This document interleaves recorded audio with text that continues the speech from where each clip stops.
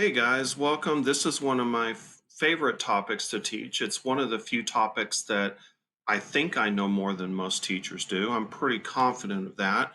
I mean, honestly, I've read two books, and as you can tell by the subtitle of this PowerPoint, I believe that the Kennedy assassination was very clear cut. I don't think there was any conspiracy whatsoever. One guy did it. I'm just letting you know. But today's topic is the Kennedy assassination. And I'm going to convince you, I'm going to try to convince you that there was only one guy who killed Kennedy with no help from anybody whatsoever. And so anyway, I hope you enjoy this. So this topic is it's not really personal to me, but it's local history to me. I'm from Dallas, and so a lot of the events that I'm going to tell you about happen within walking distance from where I teach. And I'm a Dallas native, and I walk downtown all the time. I get into a lot of arguments with people downtown on this subject when I don't anymore, but I used to. So let's get started. So when did this happen? This happened November 22nd, 1963, downtown Dallas. And I want you to understand, and I don't think you can see the poster down there, but but Dallas was a very hostile environment toward Kennedy. When Kennedy was coming to Texas, people said, don't go to Texas.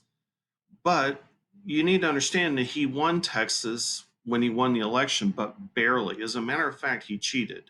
Lyndon Johnson was the vice president, and he was from Texas, and he got a lot of dead people to vote for Kennedy. So he cheated. He won the election by cheating, I believe. And so by 1963, he was worried about reelection. I mean, not totally, he wasn't in campaign mode, but he was concerned about losing Texas in the next election. So he came to Texas to do some fundraisers to show his pretty face. He loved to ride in a convertible because he was the first president that really used television, and Eisenhower in the 50s did not, but he was one of the first presidents to use television, and that's what he was doing. He was in a open convertible. His Secret Service told him, "Don't do it. It's dangerous." And he's like, "Screw you, Secret Service. I'm not listening to you." But I think I'm covering it up. But this poster down here said Kennedy wanted for treason. Those posters had to be torn down before Kennedy showed up from the city of Dallas. This city wasn't really hostile toward Kennedy, but it was hostile toward really all politicians. That's just Texas, okay? That's not how Texas is now, but that's how Texas was at the time. All right, this is Lee Harvey Oswald. And this house is a short walk from Adamson High School. And as you can see in the back here, you see that little thingy-majig? Well, you can see that in the back of this photograph right here. This is Lee Harvey Oswald holding the murder weapon. This rifle, he will use this rifle to shoot President Kennedy. Also, this pistol, he is shown holding the pistol that he will later use to shoot a Dallas police officer. So already we've got a picture of him holding the murder weapon, two murder weapons. And of course, conspiracy theorists think that this photograph is faked and photoshopped and all that. You know what? His wife testified that she took this picture. And on the back of this picture, it says for Junie, his daughter. So he was very proud of his guns, as a lot of people are. Okay. This is the Texas School Book Depository. I'll give you a better picture of it in a second. And you see this little arrow here, it's pointing toward the sniper's nest, 6th floor. Lee Harvey Oswald got a job here. It was just a low job of pushing books around. This is where Texas stored school books. It was called the Texas School Book Depository. Okay. Today, it's a museum called the Sixth Floor Museum, and you can go there if you want. Okay. Here's a more modern color picture of it. I put this to point to the sixth floor. There's actually a picture of Oswald. You really can't see him in the picture, but there's actually a photograph. Somebody actually got a picture of somebody standing there when Kennedy was shot. There were actually people who pointed up there when they heard shots. Okay. And now you see where these people are standing right here? This was where Kennedy's was shot in the head. If you go downtown, there are always people standing here. There are always a lot of people around here because this is where President Kennedy was shot. And if you go down there, it's kind of an interesting experience. You've got all kinds of people down there telling you all kinds of crazy stories about how Kennedy was shot, and they'll tell you all kinds of things. Okay? This is a picture of the school book depository the day that Kennedy was shot. As you can see, there are lots of boxes of school books there. Okay, lots of places to hide too if you needed to. This is a picture of what I believe is from the sixth floor. It could be from the seventh floor, but I've been told it was the sixth floor. Notice that there is a tree there. Okay, that tree is still there. It's a very old tree, but as you can see, it's not going to really get too much in the way. As soon as the limousine gets past the tree here, it's going to be a clear shot from the sixth floor window. Notice here that there's a box there. When the cops went up there after they found a box, after the president was shot, they went up there and they found a box sitting there on the ledge with a little indentation from where a rifle was set, a little bit of indentation. They also found 3 shell casings. Most witnesses that day said that they heard 3 gunshots. There were a few who heard 4. There were a few who heard 2, but most people on that day heard 3 shots. My grandmother, I asked her, I said, she was there actually. I asked her, how many shots did you hear? She said, I heard 3. Okay. This route was put in the Dallas newspapers the day of the assassination. And Oswald, the person who shot Kennedy, read the newspaper every morning. He would have seen this. And he saw this route. He's like, wow, I work here. And the president is going to come through here. Huh. This was in the newspaper the day before the assassination, actually. And so we can only assume that this is when Oswald got an interesting idea. Interesting. I could shoot the president from where I work. I just have to sneak in the gun into the place where I work. And that's apparently exactly what he did. The assassination was caught on film. Okay, there was a guy named Abraham Zapruder who stood right here, and you could go stand there anytime you want. Okay, he stood right here, and he was standing next to his female secretary when he filmed the assassination. All right, and I'm going to show you the film right now. WFAA TV in Dallas, Texas. May I have your name, please, sir? My name is Abraham Zapruder. Mr. Zapruder? Zapruder, yes, sir. Zapruder. And would you tell us your story, please, sir? I got out and about a half hour earlier, getting us a good spot to shoot some pictures. Abraham Zapruder, a local dressmaker using his 8mm movie camera, recorded one of the darkest moments in American history, the moment at which the president was murdered. The Zapruder film is a visual record of the assassination. We are very lucky to have it. To think that if the film did not exist, that home movie of the assassination did not exist, we would never be able to prove with any certainty what happened at Dealey Plaza.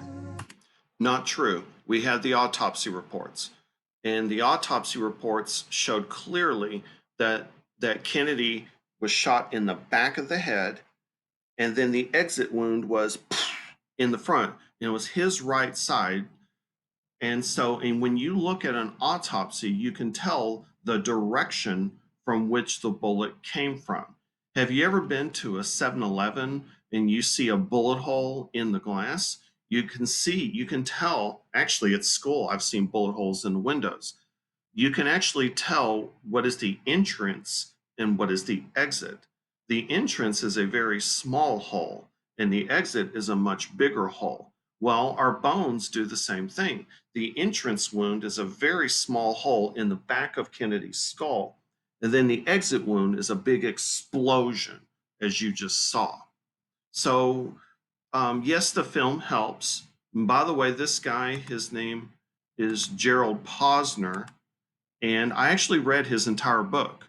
And then I made this PowerPoint. So I owe a lot of debt to Gerald Posner. Okay. All right. So what happened is Oswald missed the first shot. You know, as you can imagine, being on the 6th floor and trying to shoot the limousine turning that corner, that would be a hard shot to make. Plus, the tree might have gotten in the way a little bit too. It's a lot harder, as you video gamers know. It's hard to shoot a target that's moving side to side. But once the limousine got onto a straight shot, he got shot in the back of the neck, and that's when Kennedy. All right, and then finally, and he could have died from that shot alone. But then Oswald again got another shot and got him in the back of the head. Okay, and that's what you saw very clearly. So we assume so there were 3 shots, and we assume that he missed the first one. If you go downtown, if you go down to downtown Dallas, there's a plaque right where he was shot in the head. It's still there, and you will still see flowers there even today. After all these years, you will still see flowers there. Kennedy was rushed to Parkland Hospital, right up the street, where he was pronounced dead. The doctors took him in and started working on him. But then after a while of doing CPR and all this stuff, they realized that half of his brain was missing. And then they realized, he's dead. I mean, there was no saving him. He was already dead. But they were in such a hurry. They're thinking, oh my God, the president was just shot. You know, and this is Kennedy. I've seen him on news. He's my president. You can imagine a young doctor, just going into overdrive, doing whatever it is doctors did back then, and trying to save Kennedy. And then they realized that half of his brain was gone and that there was no saving him. Okay. So Oswald left the rifle on the 6th floor, and he also left 3 bullet casings on the 6th floor. They did find his prints on the gun. Oswald rushed down the stairs to the break room on the 1st floor, and he bought a Coca-Cola from this machine right here. Witnesses saw him there. And one guy remarked, Oswald always drank Dr. Pepper, but on that day he was drinking a Coke, which is not really that strong of evidence, but you can assume that he was under a lot of stress. He's thinking, oh crap, I just shot the president. He just grabbed a Coke. But normally he drank Dr. Pepper like a true Texan. Oswald, and this is important, was the only employee from the school book depository to be missing after the shooting. Most people stuck around so they could gossip. Oh my God, what did you see? How many shots did you hear? Did you see the president? Did you see the shooting? Not Oswald. He left. So you might say that he left the scene. Most people, guilty people, do not flee the scene of a crime. Okay? Only guilty people leave. Now, that's circumstantial evidence, but as you can see, with all the other evidence, it's starting to build up. They found the murder weapon on the 6th floor with his prints on it, and they found a picture of him holding that murder weapon. Wow. I mean, already that's enough evidence. Already.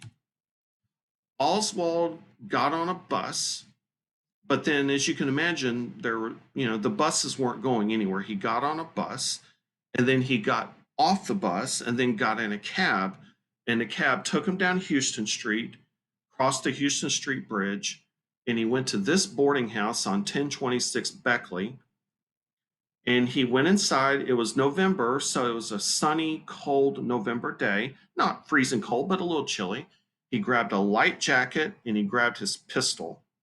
And then he started walking.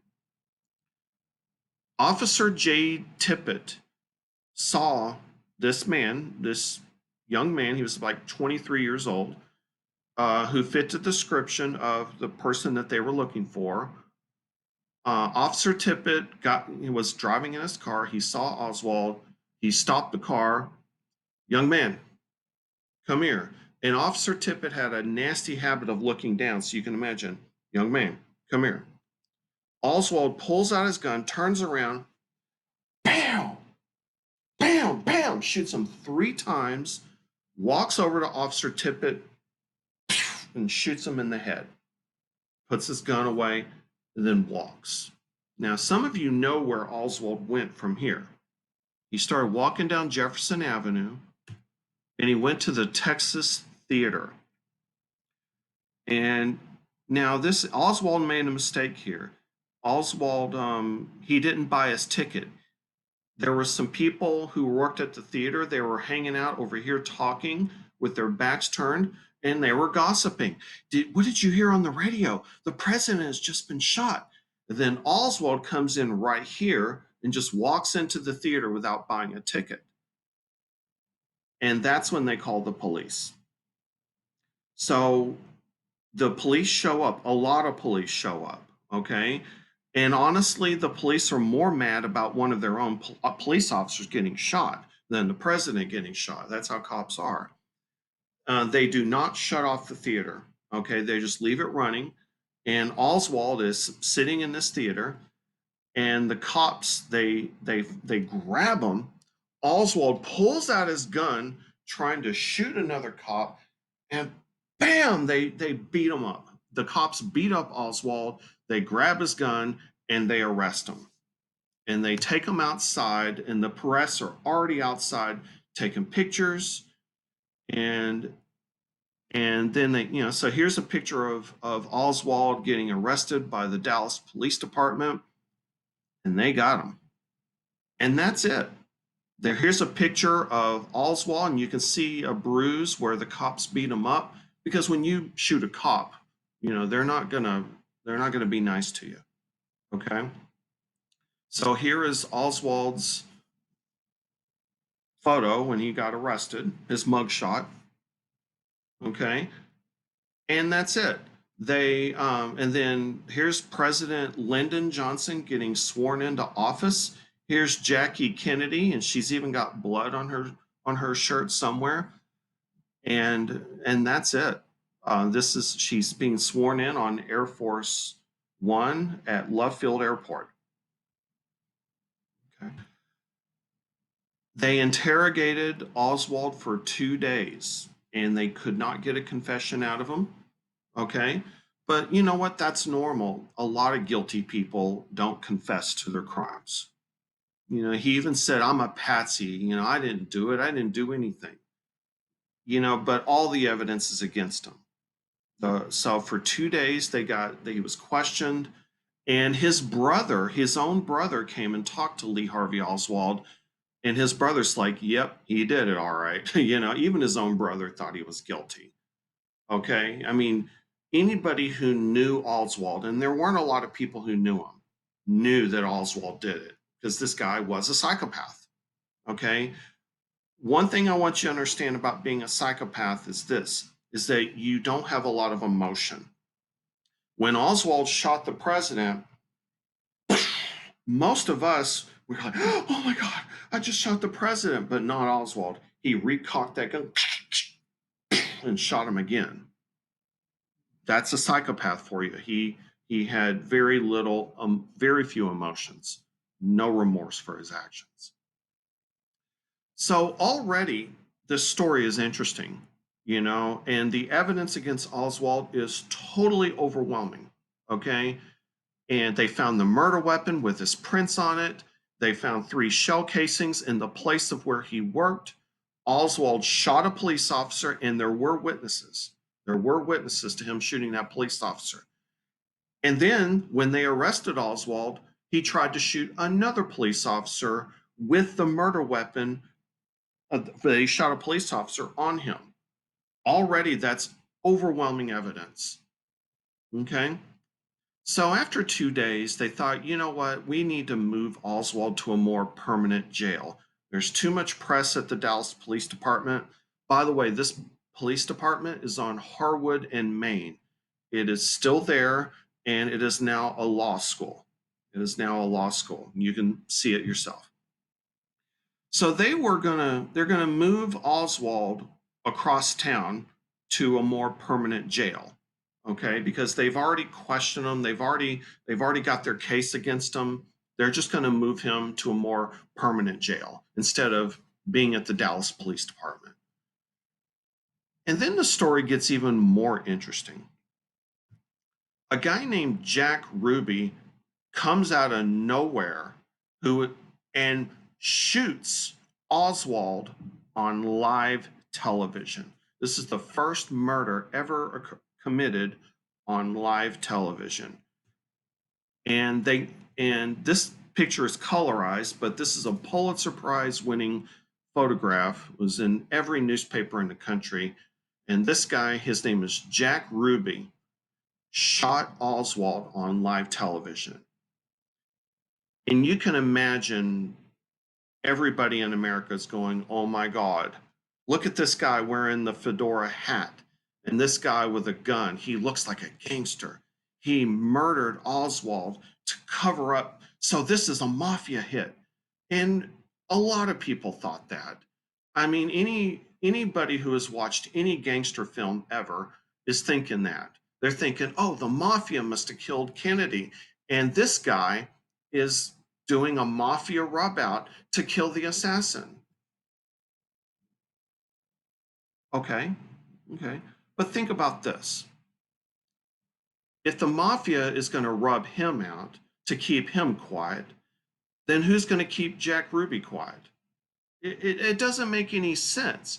You kill the person who's supposed to stay quiet, and then you got to kill Jack Ruby to keep him quiet. And then somebody's got to kill that person, and then again, that's the way conspiracy theory works, is that your mind fills in a lot of blanks and you think there's more to the story.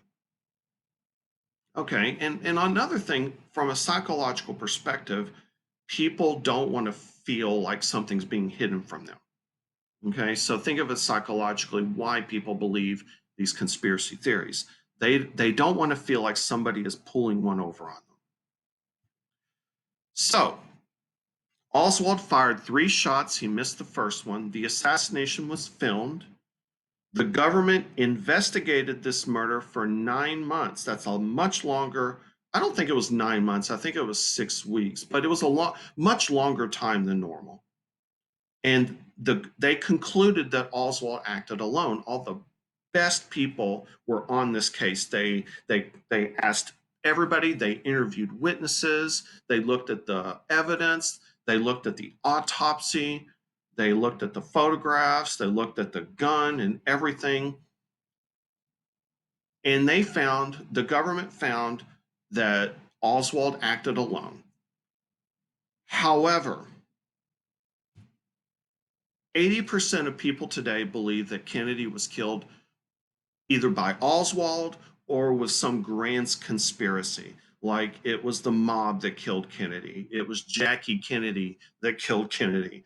It was the Vice President Johnson that killed Kennedy.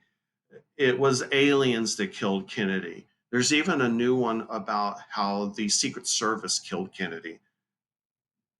It's like, go ahead and ask your grandparents who killed Kennedy and see what they say. Okay. Now, this number 80% might have dropped as we get further away from the assassination, but for most of my life, it's been a clear majority of that what Oswald did not act alone, that he acted with somebody else. I don't believe that, but that's what people think. But remember, people can be wrong. People can be wrong. Just because it was a majority doesn't mean that people are right. So I wrote this as a joke, really, but this is kind of what conspiracy theorists think.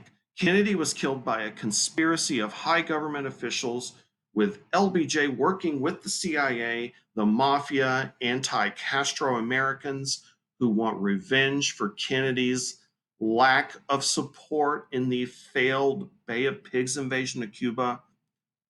So um, the anti-communists wanted to kill Kennedy, but at the same time, Castro killed Kennedy with Russia's help.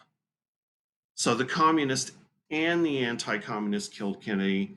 Jack Ruby killed Lee Harvey Oswald so he wouldn't talk, and Ruby died in jail with a deep, dark secret. Anyway, that's kind of a joke what I wrote there. All right, so let's keep in mind some other conspiracy theories. Many people thought Elvis was alive for decades after his death. I'm serious about that. Many people think Tupac is living in Cuba right now, smoking a joint with Castro. Many people think NASA never landed on the moon. Many people think that Bush let 9/11 happen on purpose. It's just another conspiracy. And to make matters worse, in 1992, Oliver Stone, one of my favorite directors, released a movie called JFK. And I think it's on Netflix. Don't watch it. The movie is full of errors, lies, and bad science. I mean, it's just lies, lies. Okay? I love Oliver Stone, but come on. He does have a really good history film on Netflix that I've been watching, and I haven't found any lies yet. Okay? But the Kennedy stuff, oh my God. I'm sorry, Oliver Stone, you're wrong. This is what Oliver Stone said in his movie. He said Oswald could not have shot Kennedy from the sixth floor 3 times in less than 8 seconds. Okay, I'll try to prove you wrong. Kennedy was shot from the front by gunmen on the grassy knoll. He also said that Ruby killed Oswald on orders from the mafia to keep Oswald quiet about everything. I'm going to try to prove that all of those things are wrong right now. Could Oswald have made those shots? The answer is yes. Oswald was a sharpshooter trained by the U.S. Marines. He used to go down to the Trinity River and practice shooting his rifle. One day his wife came home and Oswald was sitting there on his porch practicing, without firing the gun, just clicking it, just practicing the reloading mechanism. And he'd have that thing all greased up and everything. In the Marines, he scored a 212 out of 250 on a 200-yard shooting range. Imagine shooting a target 200 yards away. That's 2 football fields. And he did pretty good on it. He wasn't a marksman, but he was a sharpshooter. Kennedy's car, when he made the shots, was 50 yards away from him. And the headshot, the car was 80 yards away from him. So that's less than a football field. Okay, so yeah, it was not a hard shot at all. Okay, he could have done it. Okay. Also, when he did in the Marines, when he did these shots, he didn't use a scope. Okay, you use the iron sights. Okay, you gamers know what I mean by that. Okay, and when the cops found his rifle, the scope was not working. So we think that Oswald didn't even use the scope when he shot. That would make sense how he could recover. He shot him once. The scope would have taken more time to get the headshot. So we think that he didn't even use the scope when he shot Kennedy. Jack Ruby. Let me tell you about Jack Ruby, the guy who shot Lee Harvey Oswald. Jack Ruby was not a gangster. Okay, Jack Ruby was a wannabe. He was a snitch, to be honest with you.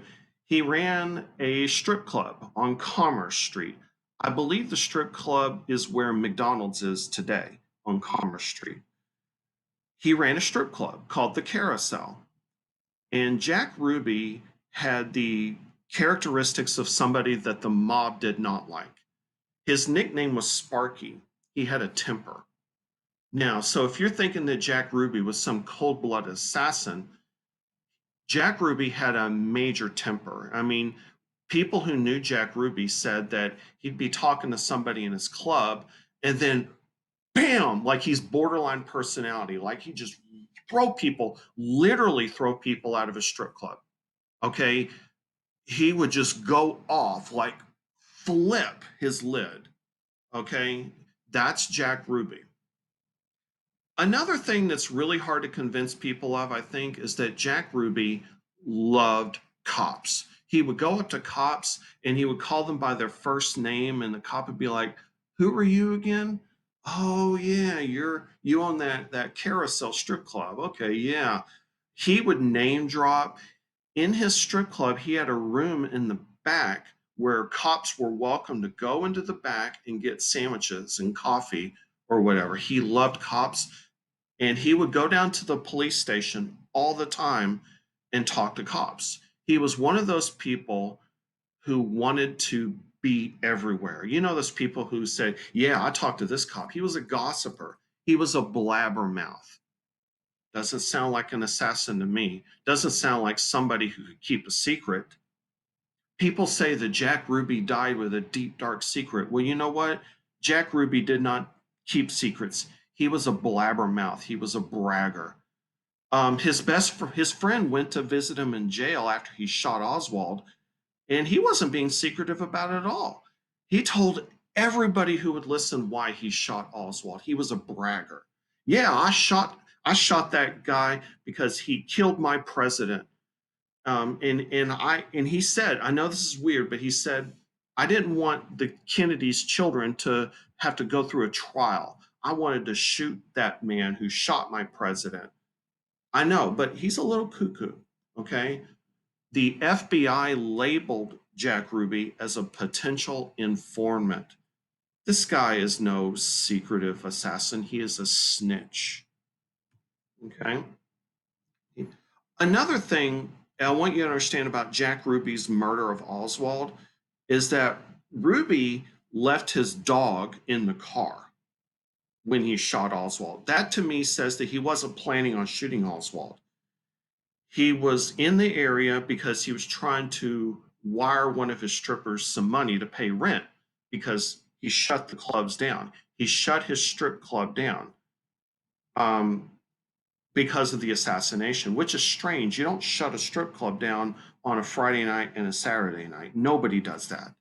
Ruby's club was the only club that was shut down when Kennedy was shot. I mean, the strippers need to make money, they need to pay their rent. So Jack Ruby wired some money to one of his strippers so she could pay rent, and he left his little dog Sheba in the car while he went into Western Union to wire the money. When he was in the Western Union, he learned that Oswald was about to be transferred. So Jack Ruby rushed down there to see Oswald being transferred because remember what I told you, Jack Ruby wanted to be everywhere. He wanted to be there. And this is the theory, based on his personality, he saw Oswald come out, and when Oswald saw the press, he had a little smirk on his face, a little smirk. And then Ruby lost it, like his nickname is Sparky. He pulled out a gun and shot him. It was a spur of the moment action. It was a spur of the moment action. This was not a planned assassination. You don't leave your dog in the car when you're planning on going to jail for the rest of your life. When you're planning on committing murder on live television, you don't leave your dog in the car. He loved that dog.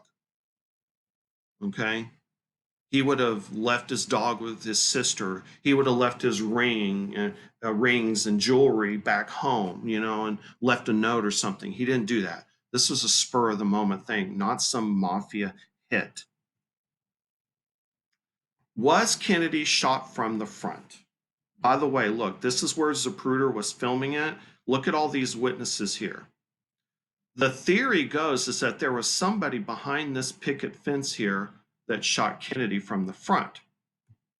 The reason people think that is because when they see the film, you see explosion right here. But I want you to think about this. It's very easy. What's more messy, an entry wound or an exit wound? The front, the front was the exit wound. He was shot in the back, and then the bullet went through his brain and blood and bone and everything, an explosion. Okay, don't worry about whether or not he's moving back to front or anything, like that motion. That does not indicate the direction of a bullet. Bullets move at about 1,200 miles an hour, faster than the speed of sound, and they spin. And it's not going to cause your body to move one way or another. Okay? Plus, no witnesses said that they heard gunshots that day from behind the fence. Zapruder and his female secretary were standing right here. All these people, none of them said that they heard a gun from behind the fence. Guns are loud. And if they had heard a gun from behind them, then they would have said it would have been obvious. But none of them on that day said that they heard a gun. 20 years later, a few people said that they did, but that's 20 years later. They were attention seekers. All witnesses that day, on that day, said that they heard gunshots and they heard it coming from this area. Okay? That's what witnesses said that day. You cannot rely on what witnesses said 20 years later. People lie, they want attention. It's true. Sorry, but it's true. This is the picket fence. And I want you to look at how tall that fence is. If you were going to shoot the president from behind that fence, you would have to be 7 feet tall. Okay? I mean, come on. I mean, you would have to be 7 feet tall. I took this picture. Okay? You really think that I could take a rifle and shoot somebody? And you have to move the gun with the moving limousine. It's just not going to happen. That would be a really hard shot to hit you video gamers, y'all know this, to hit a target from side to side. It's very hard to do. It's impossible. Also, people say that they saw smoke coming from behind the fence. Guys, rifles have been smokeless since the Civil War. Think about that. Oswald used a World War II sniper rifle. And rifles don't produce smoke. You've seen World War II movies. Have you seen smoke? No. So you think some 7 foot tall basketball player with a flintlock rifle from the Revolutionary War shot the president? Come on. I'm sorry, but that did not happen. Okay? Plus, you've got the autopsy report. Well, like I said earlier, he was hit from behind and then the exit wound on the right side. That's what the bones say. You got to go with the autopsy report.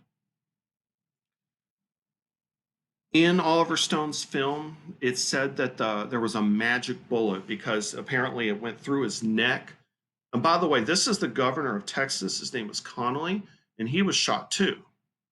And what happened is that the conspiracy theorists say there's no way that Kennedy could have been shot here and then the bullet hits Connolly where it did. But look at this picture here. You notice how the seats are level? They're like their heads are at the same level. Okay. Kennedy sat elevated above Connolly. And, excuse me, but when you put them in the right spot, the bullet holes line up perfectly. Okay. So sorry if I'm getting into too much detail, but if you take where Connolly was shot and you take Kennedy's exit wound in his throat, the bullet lines up perfectly and it goes back to the 6th floor of the school book depository where Oswald left the rifle with his thumbprint on it and with his palm print on it. This is another conspiracy theory. There was some guy who was opening an umbrella, and that was supposedly some guy who was supposed to signal the guy behind him to shoot. That's a ridiculous theory. If you're sitting there behind the fence, you don't need some guy to open an umbrella and tell you to shoot. That's a ridiculous theory. The FBI questioned this guy, and he said that he was trying to troll Kennedy. He was trying to heckle Kennedy. I don't want to get into that. One guy downtown told me that he was a Soviet agent. It doesn't make any sense. You see this picture a lot when you go to downtown Dallas. The badge man. Apparently, some guy wearing a badge, a Dallas police officer, shot Kennedy. If you look here, you can see him, right? No, you can't. There's nothing there. There's nothing there. Okay, but you actually see this picture a lot when you go downtown. It's ridiculous. One guy told me that somebody shot Kennedy and jumped into the sewer. And then you'll see these guys jumping into the sewer in downtown Dallas. If you pay them a few bucks, they will jump into that sewer and show you how it's done. It's ridiculous. It's absolutely ridiculous. Plus, Kennedy was shot from the back, not from the front. So let's talk about motives real quick. First of all, I want you to understand that just because you have a motive doesn't mean that you're guilty. Okay? I mean, just because I have life insurance on my wife doesn't mean that I murdered her. You know, motives are not good enough. But let's talk about motives. Supposedly, LBJ killed Kennedy because he wanted to escalate the war in Vietnam. That's ridiculous. Plus, there's no reason to think that Kennedy didn't want to escalate the war. Kennedy gave mixed messages over whether or not Vietnam would have gotten worse. There's just no evidence that Kennedy was going to pull troops out of Vietnam. There's very mixed evidence on that. And the idea of LBJ killing Kennedy is just ridiculous anyway. I know we blame Johnson for the war, and we should blame Johnson for the Vietnam War, but there's just no evidence of that. The mafia. Did the mafia kill Kennedy? Well, I'll tell you what, Kennedy and this guy, Sam Giancana, both had sex with Marilyn Monroe. Okay, now, is that evidence? No.